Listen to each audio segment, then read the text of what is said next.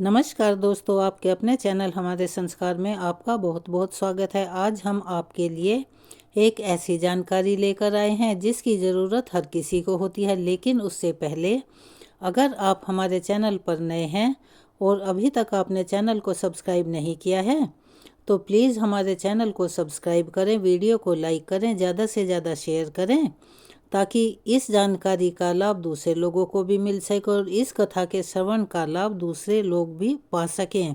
Bell icon को दबाना ना भूलें ताकि हमारी आगे आने वाली हर वीडियो की जानकारी आपको नोटिफिकेशन के जरिए मिल जाया करे। माँ लक्ष्मी की कृपा आप सभी पर हमेशा बनी रहे। धन और पैसा एक ऐसी चीज़ है, चाहे किसी के पास कितना भी हो लेकिन उसे उसकी ज़रूरत रहती ही है। तो इस कहानी के माध्यम से हम आपको वही बताने जा रहे हैं कि माता लक्ष्मी क्या कहती है और किस तरह से आप बहुत कम मेहनत में अपने धन का संचय कर सकते हैं, यानी धन जोड़ सकते हैं और आपके सभी काम सुचारू रूप से चल सकते हैं। लेकिन उससे पहले एक गुजारिश है, हमारी वीडियो को लाइक करें, शेयर करें, चैनल को सब्सक्राइब करें और कमेंट्स बॉक्स में अपने कमेंट्स भी लिखा कीजिए। जय श्री कृष्णा, जय हो माँ लक्ष्मी की, हर हर महादेव लिखना ना भूलें। इस पौराणिक कथा के अनुसार माता लक्ष्मी ने हमें वो रास्ता बताया है कि किस तरह से हम अपना ये नुकसान होने से बचा सकते हैं। और उनका कहना है कि कभी भी ये चीज़ें भूलकर भी अपने ना पड़ोसियों को ना ही रिश्तेदारों को देनी चाहिए। मजबूरी में तो लेन देन हो भी सकता है, लेकिन किसी खास दिन या जैसे कि अभी दिवाली का त्यौहार गया है उस पर तो भूल कर भी ना दें। अक्सर महिलाएं अपने पड़ोस में या रिश्तेदारों को ये चीज़ें भोलेपन की वजह से दे देती हैं, लेकिन ऐसी भूल कभी नहीं करना चाहिए। इसके कई बार भयंकर और अशुभ परिणाम भुगतने पड़ते हैं। जो कथा हम आपको सुनाने जा रहे हैं उस प्राचीन कथा में छिपा हुआ है ऐसा एक महत्वपूर्ण ज्ञान जो कि हर औरत को पता होना चाहिए। इस कथा के माध्यम से हम आपको यह बताने जा रहे हैं कि घर की कौन सी 5 वस्तुएं ऐसी हैं जो कभी भी किसी को नहीं देनी चाहिए। जो भी स्त्री ये सब चीज़ें दूसरों को दे देती है तो माँ लक्ष्मी रूठकर उनके घर को छोड़कर चली जाती हैं। इसीलिए आप इस कथा को पूरा अवश्य सुने, क्योंकि आधा अधूरा ज्ञान बहुत नुकसानदायक होता है। जो भी इस कथा को पूरा सुनता है, माँ लक्ष्मी की कृपा से उसकी झोलियाँ हमेशा खुशियों से भरी रहती हैं। बिना आपको इंतजार करवाए अब हम यह पौराणिक कथा शुरू करते हैं। प्राचीन समय की बात है जब मध्य देश में एक अत्यंत समृद्धशाली शोभायमान नगरी थी। इस नगरी में चारों ओर सुख समृद्धि का वास था और यहाँ के निवासी सभी सुखी और समृद्ध संपन्न जीवन जी रहे थे। इस नगरी में सुलोचना नाम की एक स्त्री निवास करती थी। सुलोचना अपने पति वाचस्पति और सास ससुर के साथ बड़े ही संपन्न घर में रहा करती थी। उसका पति एक वैश्य था जो अपनी मेहनत और ईमानदारी से अपने परिवार का पालन पोषण बहुत अच्छे से कर रहा था। उसकी पास ही के नगर में एक अनाज की दुकान थी और वह बड़ी प्रसिद्ध थी, जहां लोग अपनी ज़रूरत की चीज़ें निसंकोच खरीदने के लिए आते थे और उनके बहुत पुराने पुराने ग्राहक थे। क्योंकि वाचस्पति की कड़ी मेहनत और ईमानदारी के कारण उसकी दुकान बहुत ज़्यादा चलती थी। और सुलोचना भी एक पतिव्रता नारी थी जो अपने पति और परिवार के प्रति बिल्कुल ही समर्पण भाव से रहती थी। उसके हृदय में धर्म और सत्य के प्रति गहरी आस्था थी और वह अपने कर्तव्यों का पालन पूरी निष्ठा और ईमानदारी के साथ करती थी। सुलोचना का स्वभाव अत्यंत दयालु तरह का था और वह सदा दूसरों की सहायता के लिए तैयार रहा करती थी। उसका दिन सूर्योदय से पहले शुरू हो जाता। वह प्रातःकाल 4 बजे उठकर सबसे पहले अपने आंगन को बुहारा करती थी और रोज आंगन में बहुत ही सुंदर और रंग बिरंगी रंगोली बनाया करती थी, जिससे पूरा घर एक दिव्य आभा से भर जाया करता था।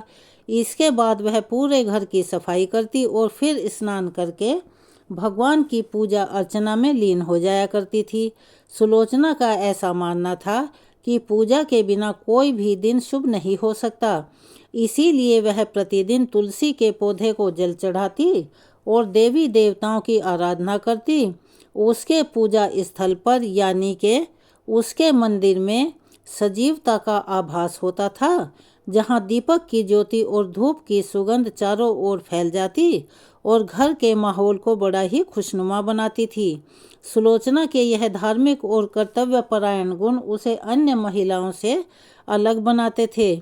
उसके सास ससुर और पति उससे बहुत प्रसन्न रहते थे, क्योंकि सुलोचना न केवल गृह कार्यों में निपुण थी, बल्कि वह सभी का ध्यान बड़े प्रेम और सम्मान के साथ रखती थी। जिसका जो सम्मान होना चाहिए वह उसका करती थी। सुलोचना के बारे में नगर के लोग कहा करते थे कि यह स्त्री साक्षात माँ लक्ष्मी का स्वरूप है। यह अपने परिवार का कितना अच्छे से ध्यान रखती है और दूसरों की सहायता के लिए हमेशा तैयार रहती है। सुलोचना दान पुण्य करने में भी कभी पीछे नहीं रहती थी। उसके दरवाजे से कोई भी मांगने वाला यानी कि कोई भी याचक खाली हाथ नहीं जाता था। सुलोचना का ऐसा मानना था कि दूसरों की सहायता करने से ही सच्ची खुशी मिलती है। उसकी उदारता की चर्चा बहुत दूर दूर तक फैली हुई थी। लोग उसके दयालु और परोपकारी स्वभाव की प्रशंसा करते थकते नहीं थे। सुलोचना अपने पड़ोसियों के साथ भी बहुत ही प्रेमपूर्ण व्यवहार किया करती थी। जो भी पड़ोसी किसी भी तरह की सहायता उससे मांगता, बेशक उसे उसके लिए थोड़ा सा मेहनत करनी पड़ती थी, लेकिन वह बिना हिचक के उसे दे देती थी, चाहे वह भोजन हो, वस्त्र हो या कोई अन्य आवश्यक वस्तु हो। सुलोचना सब कुछ खुले दिल से बांट दिया करती। उसकी इस उदारता के कारण उसके पड़ोसी उसे बहुत सम्मान की दृष्टि से देखते थे और कहा करते थे, सुलोचना तो साक्षात देवी अन्नपूर्णा का अवतार है। सुलोचना का यह स्वभाव देखकर लोगों ने उसे बहुत सराहा और अपनी बेटियों को भी उसी के जैसी बनने की हमेशा सीख दिया करते थे। लेकिन उसने कभी इस चीज़ का घमंड नहीं किया। वह सदैव विनम्रता और सम्मान के साथ सभी से बातें किया करती थी। उसके भीतर कोई भी किसी तरह का अहंकार नहीं था, बल्कि वह हर किसी को आदर और सम्मान दिया करती।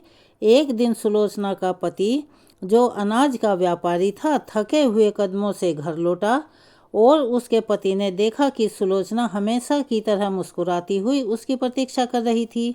सुलोचना ने अपने पति को देखते ही कहा कि हे नाथ, आप बहुत थके हुए से लग रहे हैं। आज व्यापार में कुछ दिक्कत आई क्या? तब उसके पति ने एक थकी हुई मुस्कान के साथ उत्तर दिया, हाँ सुलोचना, आज का दिन कुछ अच्छा नहीं रहा।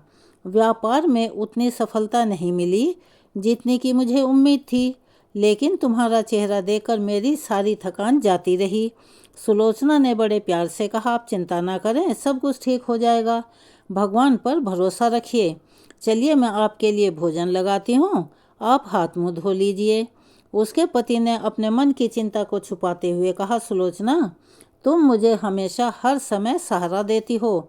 मैं तुम्हारे बिना कुछ भी नहीं हूँ।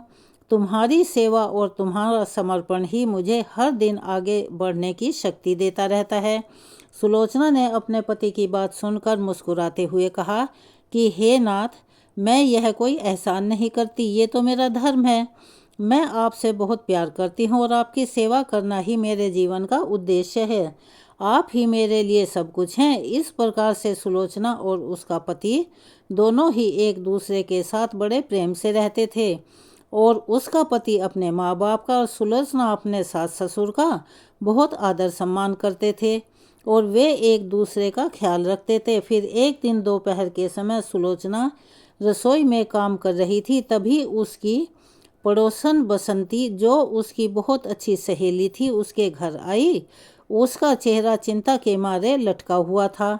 उस पड़ोसन ने उसे आवाज़ लगाई तो सुलोचना रसोई घर से चलकर बाहर आई। उसने देखा कि उसकी पड़ोसन बाहर खड़ी हुई है। सुलोचना ने उसका स्वागत करते हुए कहा, आओ बहन, बैठो। कैसी हो? तुम्हारे चेहरे पर आज ये चिंता की लकीरें क्यों दिखाई दे रही हैं? कुछ परेशानी आ गई है क्या? सुलोचना की पड़ोसन वासंती ने थोड़ा संकोच करते हुए कहा, सुलोचना, आज मेरे घर पर अचानक बहुत सारे मेहमान आ गए हैं और मुझे उनके लिए जल्दी जल्दी रोटी बनानी है, लेकिन मेरे पास चकला बेलन और तवा नहीं है। क्या तुम मुझे थोड़ी देर के लिए ये अपनी चीज़ें दे सकती हो? मैं काम खत्म होते ही तुम्हें फौरन लौटा दूंगी। सुलोचना ने उसकी चिंता भांपते हुए प्रेम से कहा कि बहन, इसमें चिंता की क्या बात है? तुमने इतनी छोटी सी बात के लिए इतना संकोच क्यों किया? यह लो, मैं अभी तुम्हारे लिए चकला बेलन और तवा लेकर आती हूँ।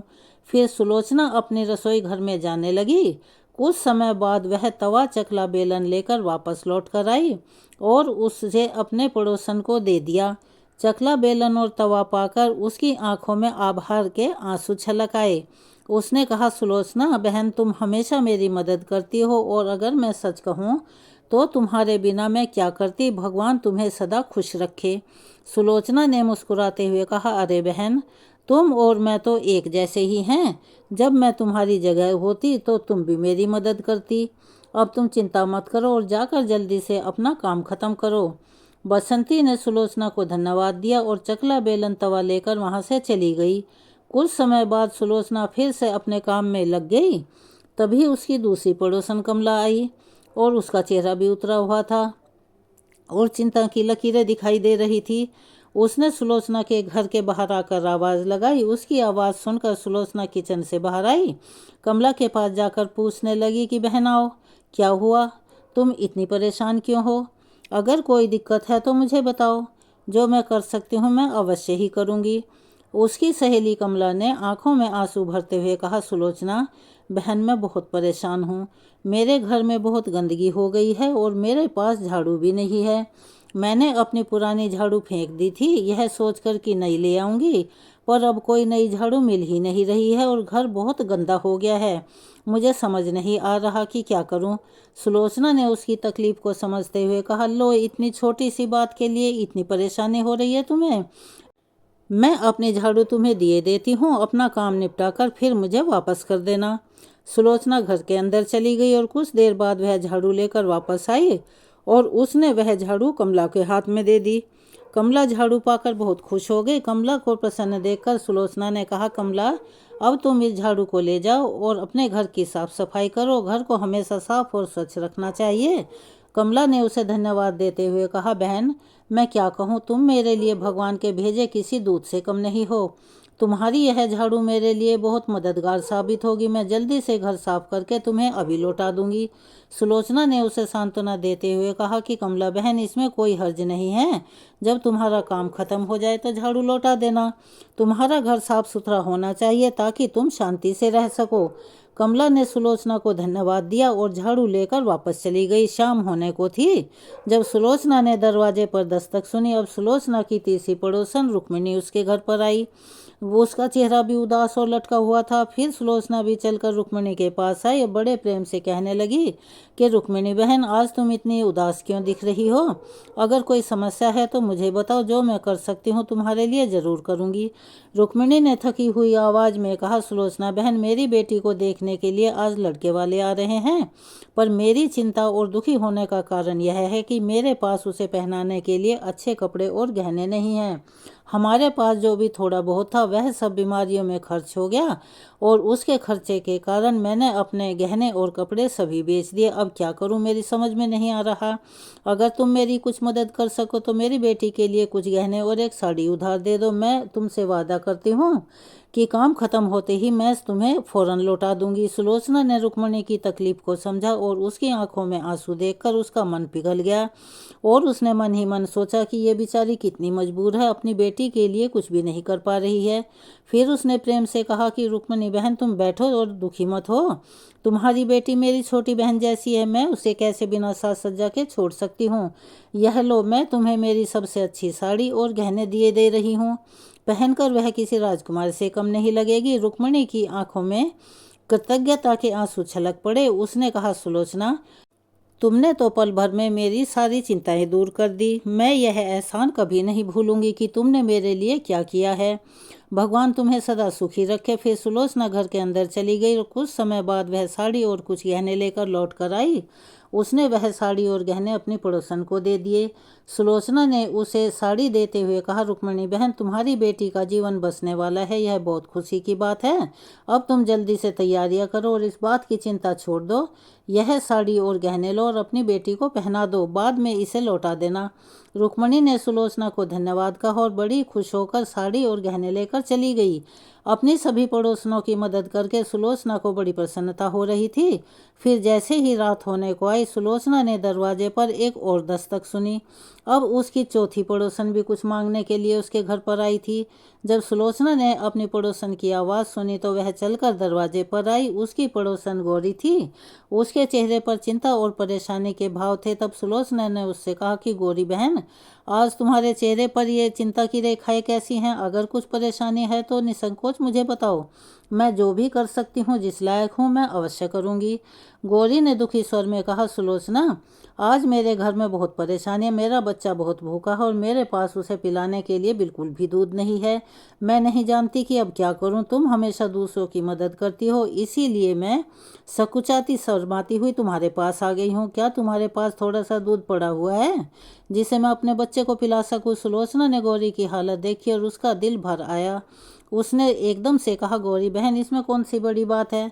तुमने मुझसे पहले क्यों नहीं कहा? मैं तुम्हें अभी थोड़ा सा दूध दे देती हूँ। तुम्हारे बच्चे की भूख सबसे ज़रूरी है।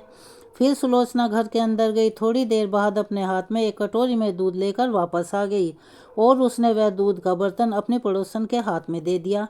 उसने प्यार से कहा, गौरी बहन, यह लो दूध। तुम्हारा बच्चा भूखा होगा। यह दूध गाय का है, इसे तुम अपने बच्चे को पिला दो। गौरी की आंखों से आंसू छलक पड़े। उसने कहा, सुलोचना, तुम नहीं जानती तुमने मेरे लिए कितना बड़ा काम किया है। भगवान तुम्हें और तुम्हारे परिवार को हमेशा खुश रखे। मैं तुम्हारा ये एहसान कभी भी नहीं भूलूंगी। सुलोचना ने गौरी से कहा, तुम मेरी बहन जैसी हो। तुम्हारे बच्चे का पेट भरना मेरे लिए सबसे ज़रूरी है। अब जल्दी जाओ और अपने बच्चे को दूध पिलाओ। फिर सुलोचना की चौथी पड़ोसन गौरी ने सुलोचना को धन्यवाद दिया और दूध की वह कटोरी लेकर अपने घर चली गई। सुलोचना की चौथी पड़ोसन के जाते ही सुलोचना के घर से देवी लक्ष्मी भी चली गई। देवी लक्ष्मी के जाते ही जो उसके घर में एक रौनक और एक शांति महसूस होती थी, वो समाप्त हो गई।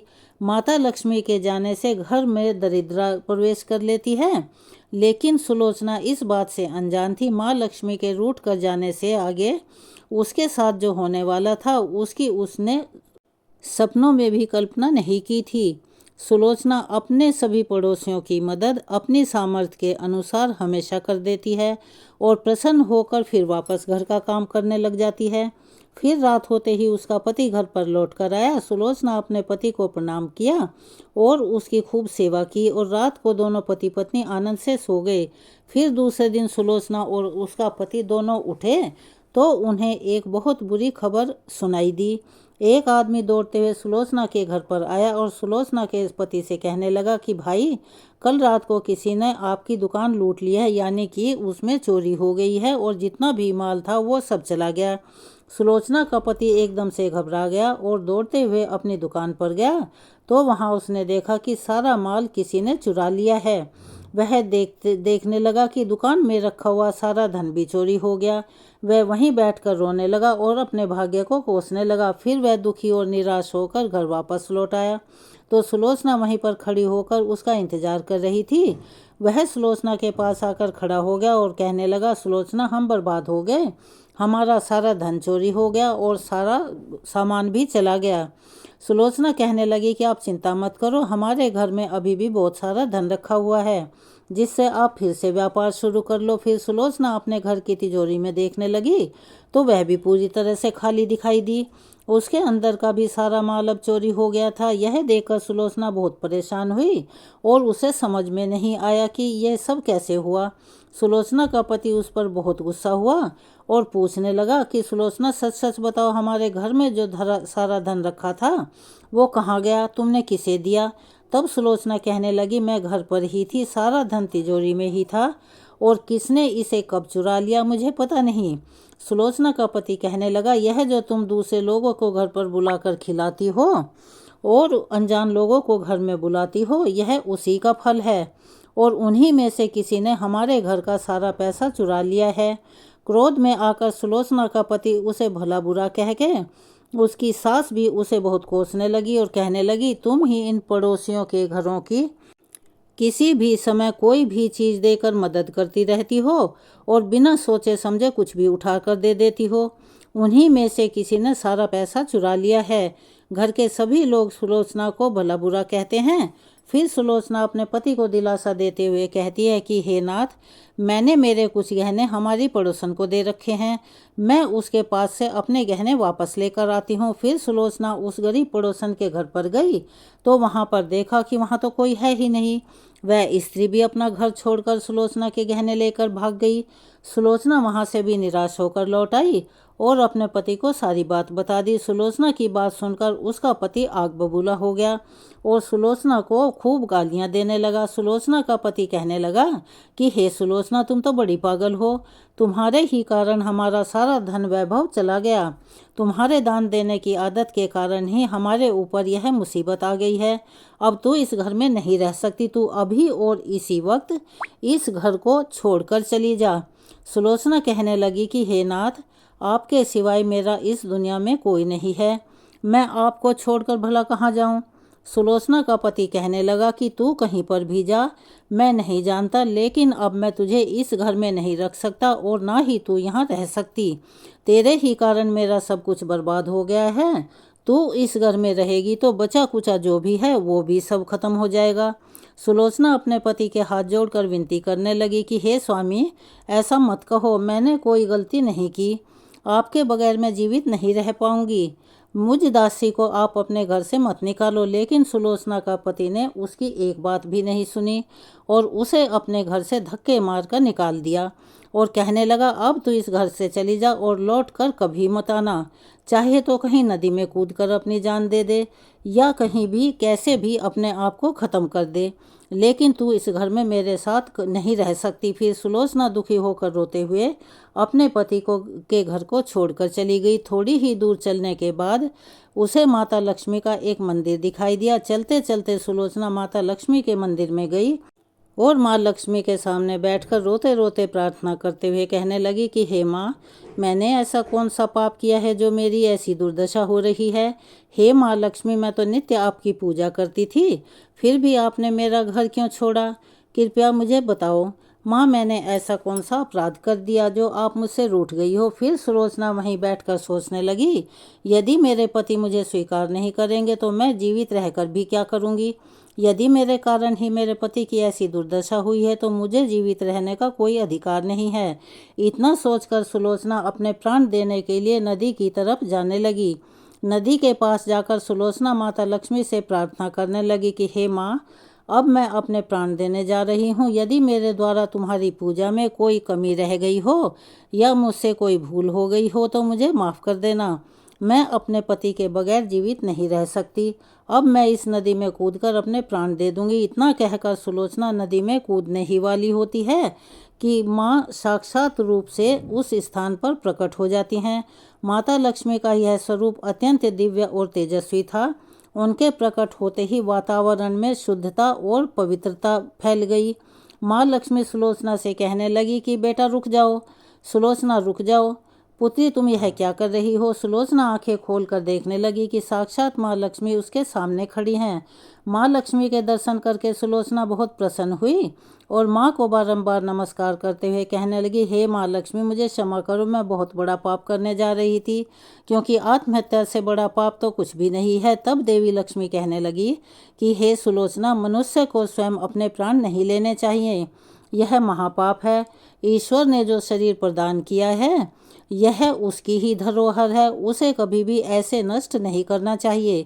सुलोचना कहने लगी, माँ मैं विवश हूँ, मेरे पति ने मेरा त्याग कर दिया है और स्त्री को अपने पति को छोड़कर नहीं रहना चाहिए। मैं अपने पति को छोड़कर जीवित नहीं रह सकती, इसी कारण मैं अपने प्राण देने जा रही हूँ, मेरे सामने कोई और रास्ता नहीं है। देवी लक्ष्मी ने कहा, हे सुलोचना, मैं सब कुछ जानती हूँ और यह भी जानती हूँ कि तुम्हारे पति ने तुम्हारा त्याग क्यों किया है। यह सब तुम्हारी भूल के कारण हुआ है। तुमने अनजाने में कुछ ऐसी चीज़ों का दान कर दिया है जिस कारण से मुझे तुम्हारा घर छोड़कर जाना पड़ा। जो भी स्त्री अपने घर की इन चीज़ों को दूसरों को दे देती है उनके घर में मेरा वास नहीं रहता, मैं उन वस्तुओं के साथ ही उनका घर छोड़ देती हूँ तब सुलोचना ने कहा, हे माँ, ऐसी कौन सी वस्तुएं हैं, कृपया आप मुझे बताइए तो सही। मैंने ऐसी कौन सी वस्तुओं का दान कर दिया जिस कारण से आपने मेरे घर का त्याग किया है। देवी लक्ष्मी कहने लगी कि हे पुत्री, अब तुम ध्यानपूर्वक सुनो। तुम्हें उन चीज़ों के बारे में बताती हूँ जो किसी भी स्त्री को दूसरों को कभी भी नहीं देनी चाहिए। चाहे कितनी भी ज़रूरत हो किसी को, इन चीज़ों का दान करने पर मैं उस घर को छोड़कर चली जाती हूँ। हे सुलोचना, सबसे पहली वस्तु है चकला बेलन और तवा। किसी भी स्त्री को अपने घर का चकला बेलन और तवा दूसरों को नहीं देना चाहिए। रसोई घर में इन वस्तुओं का महत्व सबसे अधिक होता है और इन्हें सबसे पवित्र माना जाता है। अगर ये चीज़ें अपने घर में ही रहती हैं तो इन वस्तुओं की पवित्रता सदैव ही बनी रहती है। इन्हीं वस्तुओं से भगवान विष्णु को प्रसाद बनाया और खिलाया जाता है और तवे पर बनी पहली रोटी गाय को देते हैं। इसीलिए इन वस्तुओं को हमेशा स्वच्छ और शुद्ध रखना चाहिए। दूसरों को देने पर यह अपवित्र हो जाती हैं और फिर इनका उपयोग करना अशुभ फल देने लगता है। इसीलिए सुलोचना, तुमने अपने रसोई घर के चकला बेलन और तवा अपनी पड़ोसन को देकर सबसे पहली और सबसे बड़ी भूल की थी। आगे माँ लक्ष्मी ने उसे बताया कि हे सुलोचना, अब तुम दूसरी वस्तु के विषय में सुनो। तुमने अपनी पड़ोसन को अपने घर में रखी हुई झाड़ू ही दे दी, जिस वस्तु में मेरा सदैव वास होता है। जो वस्तु मुझे सबसे अधिक प्यारी है, तुमने उसे ही दूसरे को दे दिया, तो फिर मैं तुम्हारे घर में भला कैसे रहती। सुलोचना, जो स्त्री अपने घर की झाड़ू दूसरों को दे देती है, मैं उसके घर को त्याग देती हूँ। झाड़ू से घर की स्वच्छता की जाती है और जहाँ पर स्वच्छता होती है उसी स्थान पर मेरा वास होता है। ये ध्यान में रखना। सुलोचना, घर में झाड़ू को हमेशा छिपा कर रखना चाहिए। झाड़ू पर बाहरी व्यक्ति की दृष्टि भी नहीं पड़नी चाहिए। झाड़ू एक अत्यंत पवित्र वस्तु है। इसे पैर नहीं लगाना चाहिए और इससे कभी विष्ठा आदि प्रकार की गंदगी साफ नहीं करनी चाहिए। माँ लक्ष्मी कहती है कि हे सुलोचना, अब तुम तीसरी वस्तु के विषय में सुनो जो स्त्री को कभी दूसरे को नहीं देनी चाहिए। यह वस्तु है आभूषण। एक स्त्री को अपने आभूषण कभी अन्य महिलाओं को नहीं देने चाहिए। मैं सदैव ही आभूषणों में वास करती हूँ। स्त्री के 16 श्रृंगार के गहनों का बहुत अधिक महत्व होता है। एक विवाहित स्त्री को अपने आभूषण कभी अन्य स्त्री को पहनने के लिए नहीं देने चाहिए। जो स्त्री अपने आभूषण अन्य स्त्रियों को देती है उनके जीवन में दुर्भाग्य आता है। हे सुलोचना, अब मैं तुम्हें चौथी वस्तु बता रही हूँ। किसी मनुष्य को शाम हो जाने के बाद सफ़ेद रंग की वस्तुओं का दान नहीं करना चाहिए, किंतु तुमने शाम के समय अपनी एक पड़ोसन को दूध का दान कर दिया। शाम को दूध का दान करने से जीवन में दुर्भाग्य आता है। शाम को सफ़ेद रंग की चीज़ें दान करने से मनुष्य के जीवन में अशुभ काल शुरू हो जाता है।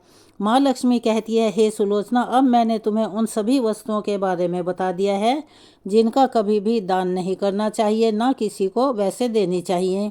यह वस्तुएं कभी भी दूसरों को उधार में अथवा उपयोग के लिए भी देना शुभ नहीं माना जाता। तब सुलोचना कहती है कि माँ लक्ष्मी, मुझसे बड़ी भूल हो गई।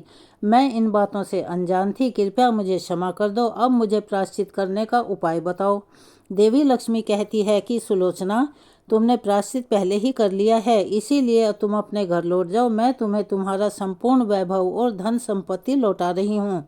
इतना कहकर माँ लक्ष्मी उस स्थान से अंतर्ध्यान हो गई। फिर सुलोचना भी माँ लक्ष्मी को धन्यवाद करके और उस स्थान से अपने घर की तरफ जाने लगी। तभी उसका पति उसे ढूंढते हुए उसी तरफ आया। वह सुलोचना के पास आकर उससे क्षमा मांगने लगा और कहने लगा कि हे सुलोचना, मुझे माफ़ कर दो। मैंने तुम्हें बहुत बुरा भला कहा। तुम तो साक्षात देवी हो और माँ लक्ष्मी की कृपा से हमें अपना सारा धन वैभव वापस मिल गया है। जिन लोगों ने हमारा धन लूटा था, चुराया था, उन सभी ने हमारा धन हमें लौटा दिया और तुम्हारा नाम लेते हुए क्षमा मांग ली है। यह सुनकर सुलोचना बहुत खुश हुई और अपने पति के साथ घर लौट आई। माँ लक्ष्मी की कृपा से सुलोचना के घर में फिर से सुख समृद्धि लौट आई और उसके बाद सुलोचना ने अपने घर की यह 4 चीज़ें कभी किसी को नहीं दी। इस कहानी को सुनने के बाद हमें उम्मीद है कि आपकी समझ में ये सारी बातें आ गई होंगी और आप इसका ध्यान रखेंगे।